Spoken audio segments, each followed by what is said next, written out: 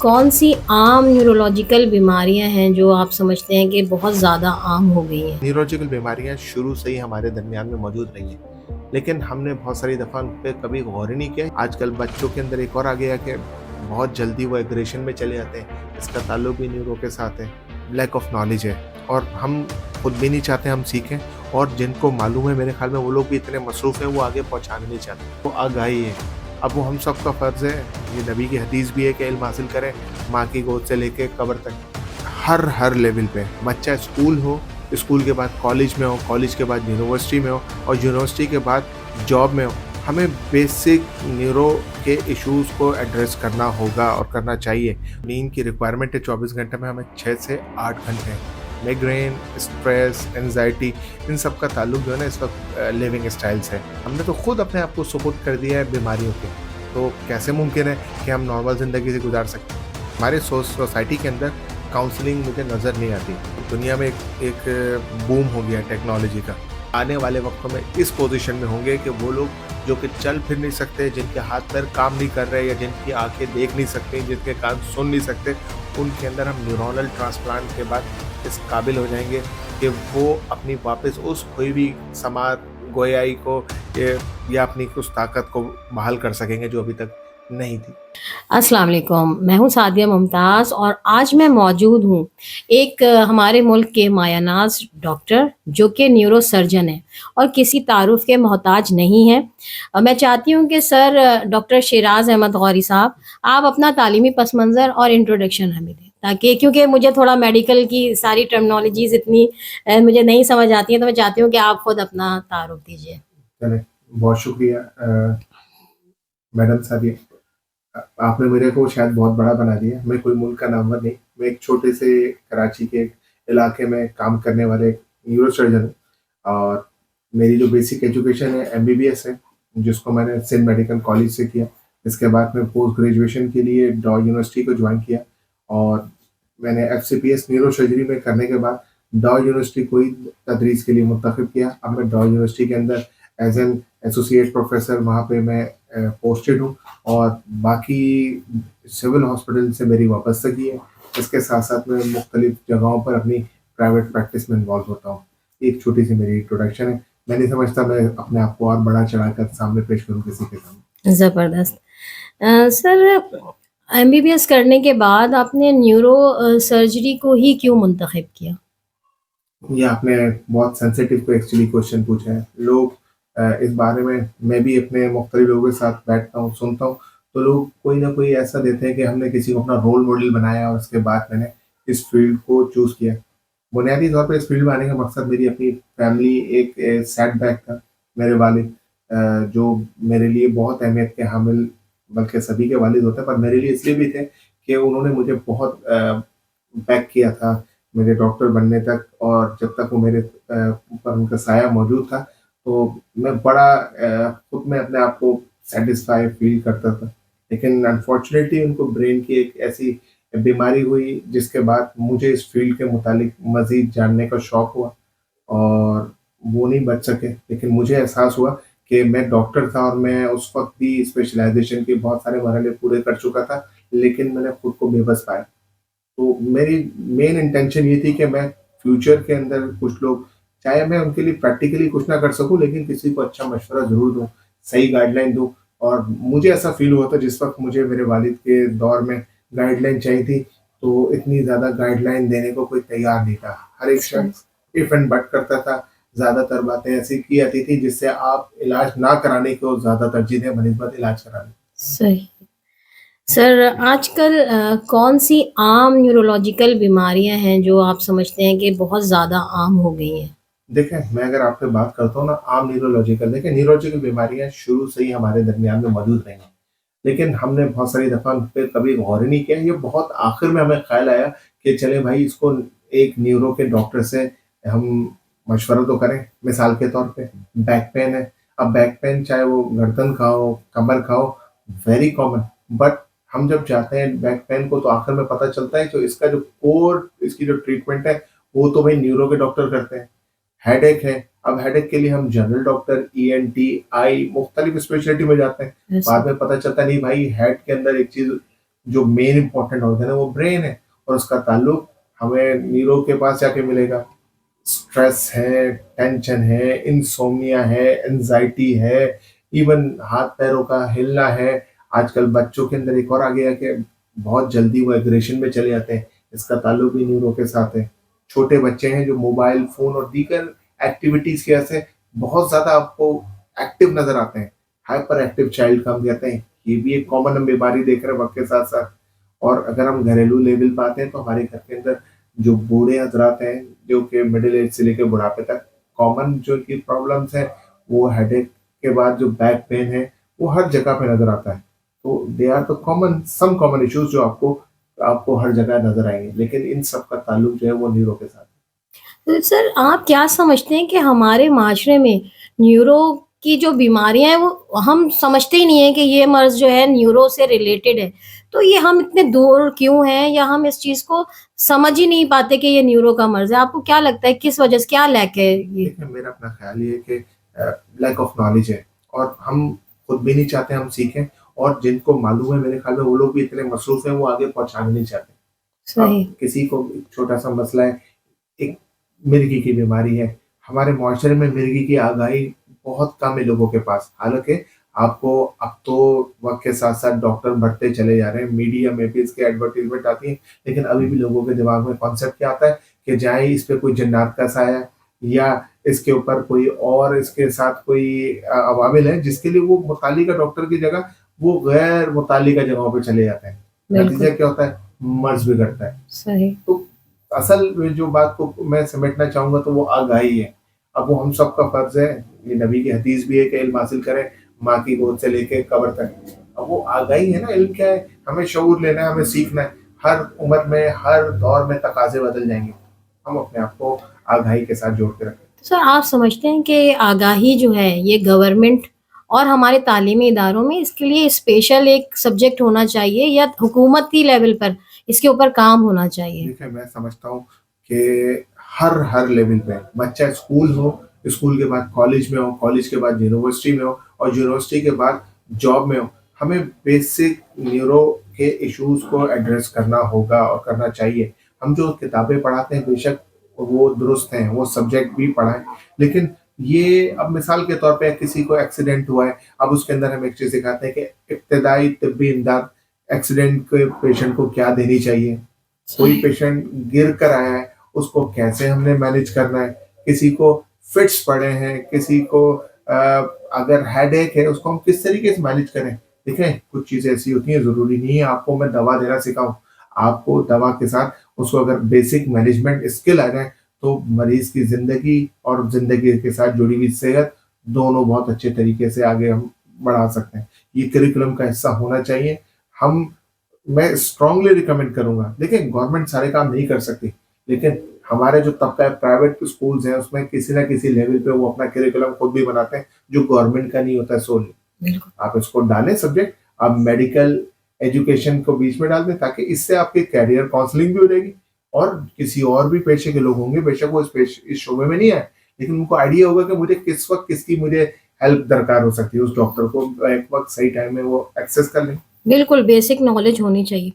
Sir ये stress और ज़हनी दबाव, क्या इसका ताल्लुक भी न्यूरो से है? जी, बिल्कुल है। इन दोनों चीज़ों का ताल्लुक आपके दिमाग से है, और दिमाग से मुतालिक कोई भी ऐसा अंसर जो आप अपनी ज़िंदगी में अपनी रूटीन से हट के फ़ील करें, यस, वो न्यूरो से आगे जुड़ जाए।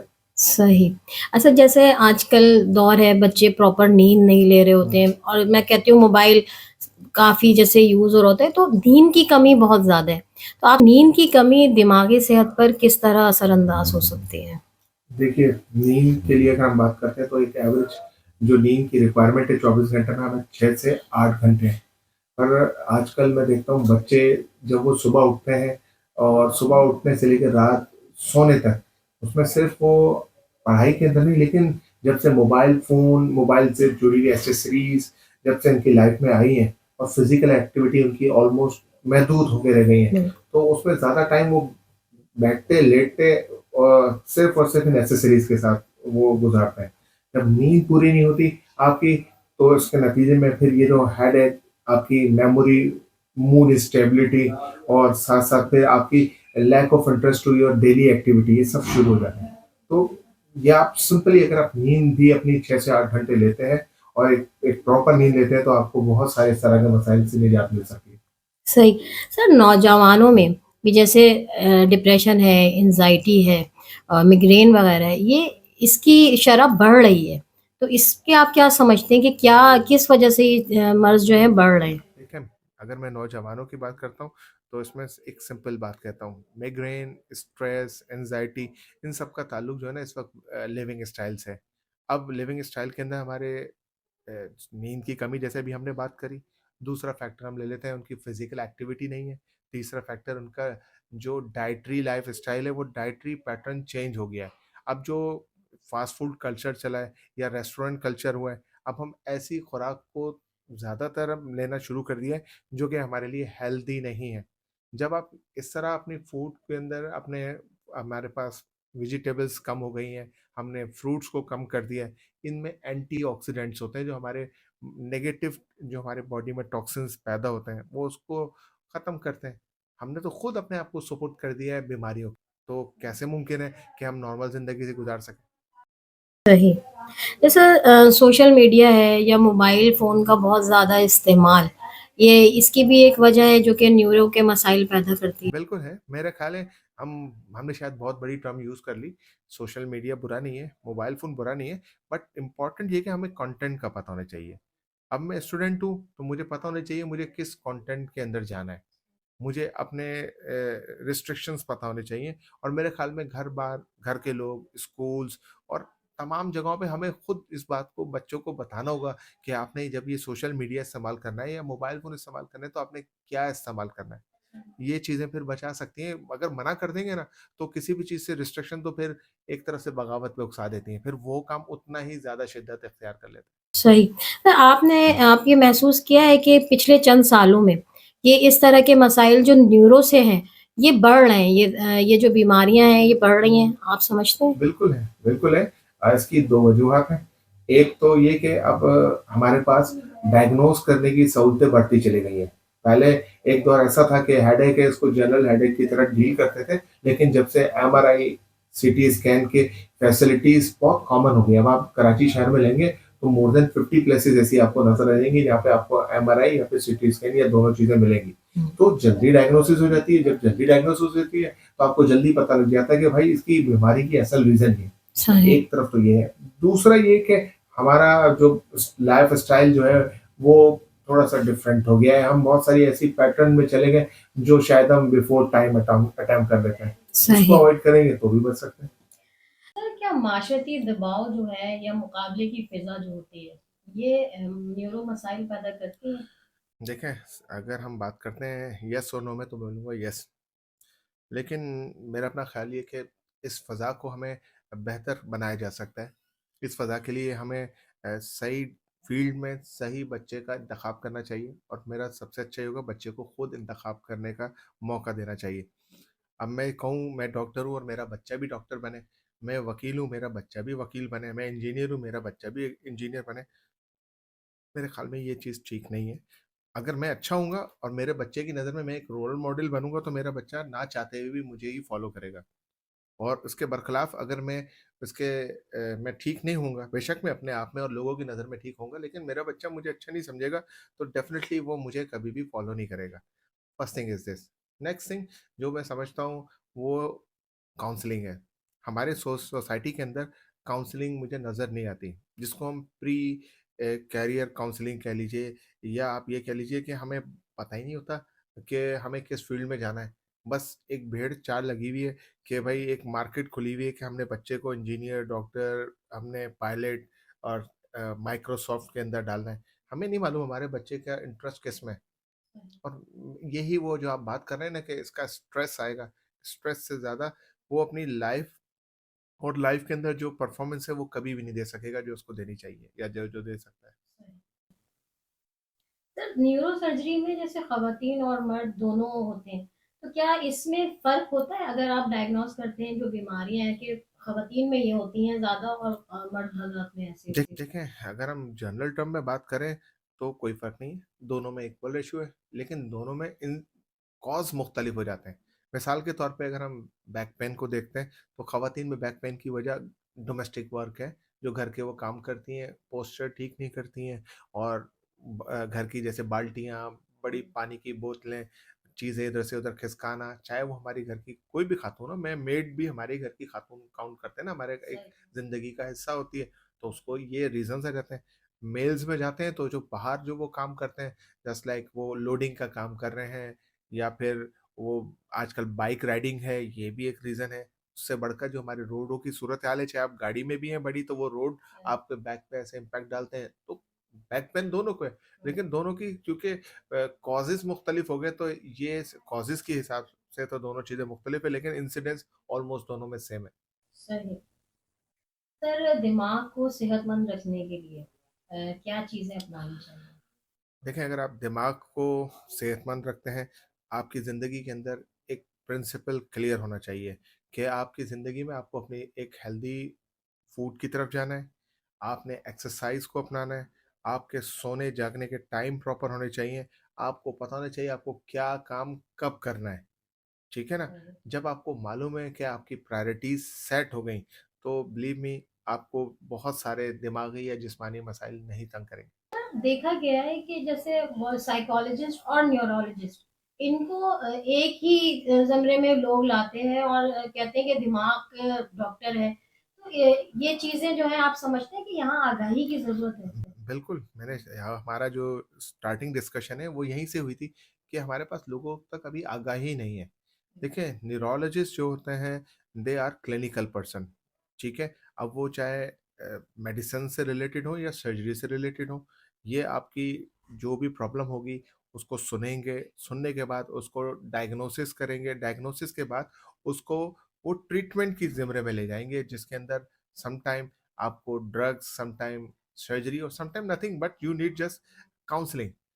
अब हम साइकोलॉजिस्ट की तरफ जाते हैं तो साइकोलॉजिस्ट जो पीपल हैं they purely related with counselling, they counsels you, they are important for us, they are important part of our field.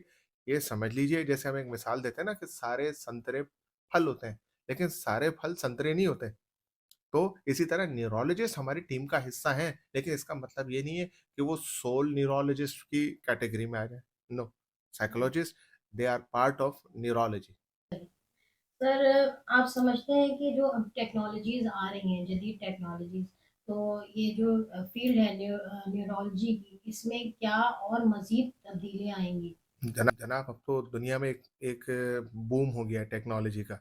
अगर हम बात करते हैं, मैंने अभी डायग्नोसिस हमारे लिए बहुत ईज़ी हो गई। पहले बहुत सारे मर्ज़ जो होते थे सिर्फ़ हम हिस्ट्री लेते थे, हिस्ट्री के बाद एग्ज़ामिनेशन करते थे और अपनी एक्सपीरियंस बेस्ड उनकी ट्रीटमेंट करते थे। अब बहुत सारे ऐसे मर्ज़ आ गए जिनकी हमें तशख़ीस मिल गई और तशख़ीस के बाद फिर हमें टारगेटेड थेरेपी मिल गई है। एमआरआई बहुत कॉमन हो गया है। एमआरआई के बाद पैट स्कैन आ गए। पैट स्कैन की तरफ हम जब बढ़ गए तो फिर हमारे पास अब तो हम डायरेक्ट न्यूरोनल ट्रैक को हम लोग टेक्टोग्राफी के ज़रिए से हम डायरेक्टली हम डायग्नोज़ कर सकते हैं और ईएमजी, एनसीएस और इसी तरह से बहुत पिन पॉइंट इन्वेस्टिगेशन आ गई है, जो कि आपको डायरेक्ट डायग्नोसिस और उससे रिलेटेड ट्रीटमेंट की तरफ ले जाते हैं। आर्टिफ़िशियल इंटेलिजेंस है, तो क्या इसका भी कोई रोल है? देखिए, फ़ी ज़माना artificial intelligence patient counselling, patient guideline के लिए बहुत अच्छी है। मैं अपने पेशेंट को भी, अपने सुनने वाले जितने भी मेरे सामीन हैं, ये या फिर मेरे नाज़रीन हैं, उनको ये मैसेज दूँगा, आप इसकी मदद से हेल्प ले सकते हैं, जो आपकी डायग्नोसिस है, उसके ऊपर क्या-क्या ट्रीटमेंट ऑप्शंस हैं। तो इस इन दिस रिगार्ड तो ये बहुत अच्छी है, लेकिन अगर हम बात करते हैं हमारे लिए क्या हेल्पफुल है, फ़िलवक़्त अभी इन आर्टिफ़िशियल इंटेलिजेंस के ऊपर हमारी फ़ील्ड में इतना काम नहीं हुआ है कि हम अपनी पेशेंट को इसके ऊपर, बाकी हमारी रिलेवेंट फ़ील्ड में ज़रूर हो गया है काम, कि जिसमें हम उसकी नॉलेज डायग्नोसिस को डालते हैं और उसके डिफरेंट ऑप्शंस ले लेते हैं। लेकिन प्योर ब्रेन या फिर स्पाइन से रिलेटेड अभी आर्टिफ़िशियल इंटेलिजेंस में हमारी फ़ील्ड में इतना वर्क नहीं हुआ। सही। सर, आप अपने किसी ऐसे केस के मुतालिक हमें कुछ बताएँगे कि जिसने आपके ज़हन पे असर छोड़ा हो? कोई ऐसा केस हो? देखें, हमारे लिए हमारी फ़ील्ड में हर केस अहम है। हम जिस केस में भी इन्वॉल्व होते हैं, वो ऐसा लगता है कि हमारे लिए वो केस जैसे वो उस शख्स के लिए इनफ़रादी तौर पे एक अनोखा होता है, हम उसको भी इसी तरह से लेते हैं। अगर स्पेसिफ़िकली बात करेंगे, तो ये समझ लीजिए कि हमारे पास हमारी फील्ड में एक कॉमन मिसाल दे देता हूँ, जो सबसे ज़्यादा कॉमन हम देखते हैं, जो हमारा न्यूरोसर्जरी का सबसे पहला केस होता है, वो एक क्रॉनिक सबड्यूरल हेमाटोमा होता है। ये क्या होता है, ब्रेन में एक एक्यूमुलेशन ऑफ ब्लड हो जाती है। इसके नतीजे में पेशेंट पैरालाइज़ के बाद वो बेहोश हो जाता है, लॉस ऑफ कॉन्शियसनेस की वजह से समटाइम फिट्स भी आते हैं। तो फैमिली तो बिल्कुल अपनी उम्मीदें छोड़ देती है।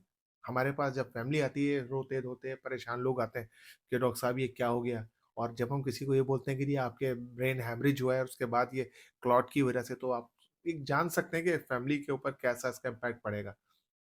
लेकिन अगर मैं उसका दूसरा एस्पेक्ट देता हूँ, जो हमारी प्रैक्टिस में आप इसकी सर्जरी करते हैं, टोटल हाफ एन आवर की ये सर्जरी होती है और उसके बाद within 24 hour in most of cases patient आपके सामने बैठा होता है, बातें कर रहा होता है, वो सारी बातें कर रहा होता है जो पहले कर रहा था बीमार होने से पहले।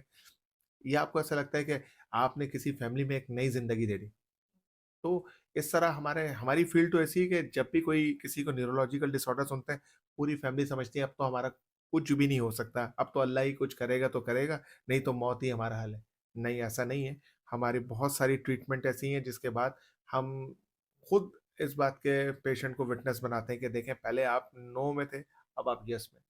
सर ऐसा कभी हुआ है जैसा कोई मर्ज डायग्नोस करते हैं, ट्यूमर है, कोई भी ज़हनी बीमारी है, तो उसको बताना मरीज को, तो सर ये हैवी होता है या ये एक पार्ट ऑफ आपके वर्क का एक हिस्सा हो जाता है, इसको बताना किस तरह होता देखें ये इसको इसको हम कहते हैं न्यूज़ ब्रेकिंग, ठीक है है? ना? यस बिल्कुल। और ये हमारी फ़ील्ड में सबसे अहम पॉइंट है क्योंकि हम कभी भी अपने पेशेंट के साथ जुड़ते हैं और पेशेंट हमारे पास आता है ही इसलिए कि उसको पता चले कि मुझे प्रॉब्लम क्या है और उसका सॉल्यूशन क्या है।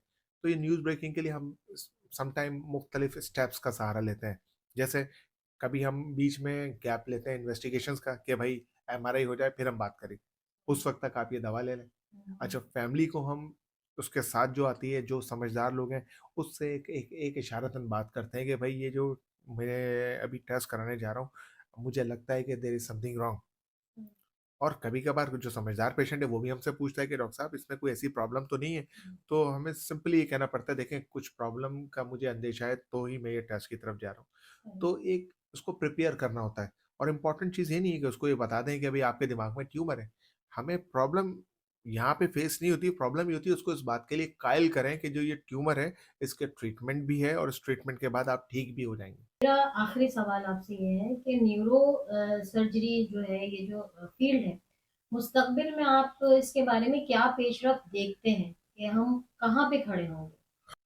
देखिए, मुस्तकबिल में जो दुनिया में इस वक़्त जो सबसे ज़्यादा काम हो रहा है ना, वो हो रहा है ब्रेन ट्रांसप्लांट, ठीक है ना? जैसे आप बीच में आए दिन इसके कोई ना कोई न्यूज़ भी फेक न्यूज़ है अब तक तो, या किसी का सर उतार के दूसरी बॉडी पे लगा दिया, ठीक है ना? लेकिन ये टेक्नोलॉजी पे काम हो रहा है। इसके मतलब ये हो रहा है कि अब हम आने वाले वक़्तों में इस पोज़ीशन में होंगे कि वो लोग जो कि चल फिर नहीं सकते, जिनके हाथ-पैर काम नहीं कर रहे या जिनकी आँखें देख नहीं सकती, जिनके कान सुन नहीं सकते, उनके अंदर हम न्यूरोनल ट्रांसप्लांट के बाद इस काबिल हो जाएँगे कि वो अपनी वापस उस खोई हुई समात गोयाई को ए या अपनी उस ताकत को बहाल कर सकेंगे जो अभी तक नहीं थी। हाँ जी। सर बहुत अच्छा लगा आपके साथ आपका कीमती वक़्त दिया और बहुत ही नॉलेज जो है हमें मिला। थैंक यू, थैंक यू, जज़ाकल्लाह thank sir. You very much, thank you.